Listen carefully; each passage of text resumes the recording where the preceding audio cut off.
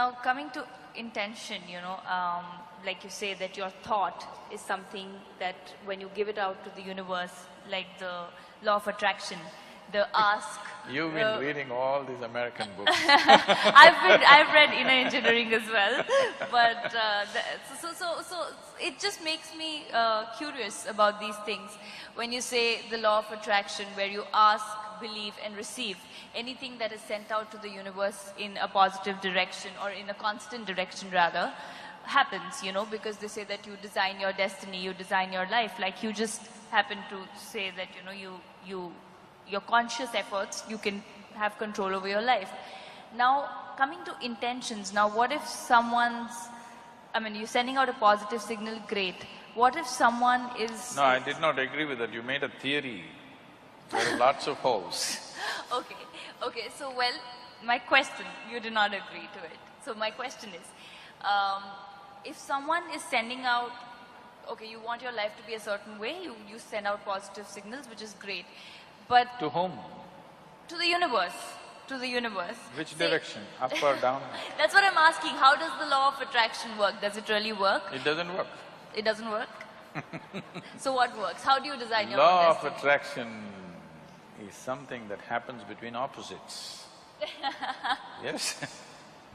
Whether two magnets or two opposites, male and female or whichever way, law of attraction is always between opposites, isn't it? From North Pole to South Pole to this and that, it is working like that. Right. Now you're talking about the universe. So that means you are an alien to this universe? Part of the universe. If it's part of the universe, what is there to be attracted about? Well, why do they say then you can design your own destiny? You can determine your destiny, you should. That's what being human means. Right. See, if you had come here like any other creature on this planet, they have compulsive cycles. They live by that, it's okay for them, because that's all they're capable of.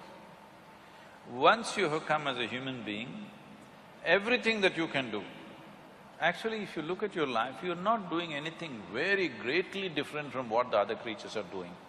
They are born, you grow up, they reproduce, you reproduce, they die, you die. Nothing very different. But these same simple things, we can conduct them consciously. That is the significant thing about being human. The moment you conduct it, let's say you conduct your hand consciously, now this hand will do what you want, isn't it? You won't simply sit here and do like this. Now this hand will do what you want. Suppose you conduct your thought consciously, now your thought will do what you want. If your thought was doing what you want, how would you keep yourself blissful or miserable? Blissful. Blissful. Yeah. If you're blissful, would you go in search of happiness? Of course. Huh? No, if you're blissful, you're just If you're satisfied with it. blissful, would your life be in pursuit of happiness, I'm asking? You'll be in a state of… Yes, you're blissful.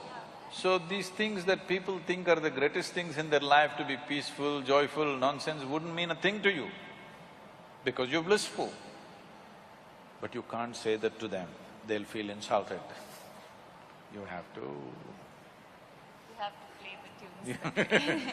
But essentially, if your thought and emotion was taking instructions from you, you would keep yourself in the highest level of pleasantness, whatever that is, isn't it? Correct. Yes. If that happened, your entire life process will come to an ease, total ease. Right now this is because you're a crouching tiger. You have to go get something, always. There is nothing to get. If you sit here, your life is complete. Now it's at ease, total ease. When it's in this kind of ease, it will become perceptive. Now, just pursuing a profession, making money, or even being joyful, or being loving, or falling in love, nothing means anything to you, because just sitting here, the highest level of pleasantness is happening to you. So what would you do with that life? Naturally, you would explore something that is not in your perception right now. This is how spiritual process begins. This is how you take charge of your life. Now you wish for something, it happened. I want you to know this. For most people, at least 50% of what they wish happens. It is just that they are focusing on a few things that did not happen. If you want to be fair, in a reasonably well-settled society, 90% of what they wish happens. It is the 10% they're complaining about. Yeah. Hello? Isn't it so? Yeah. 90% of your life is happening the way you want it. The 10% you're cribbing, you're never enjoying the 90% because this 10% did not happen the way you want it. Yeah. So already, to a large extent, you're in control of your destiny. A little is going off, but that little can bother you. It's like you drove 100 kilometers properly. Let's say you have to drive 100 kilometers. 90 kilometers you went properly where you want to go. At the 91st kilometer you crashed.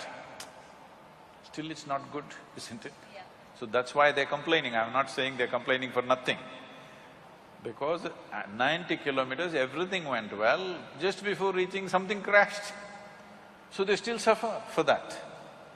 Now, right now this is because situations are happening around us. Not all situations will ever happen the way we want it. Because situation is not just me. Situation is so many people involved, so many forces involved. All of them need not happen my way. But if I'm happening my way, I'm blissful, okay? Whether the golf ball flies straight or goes into the mountains, I'm still blissful.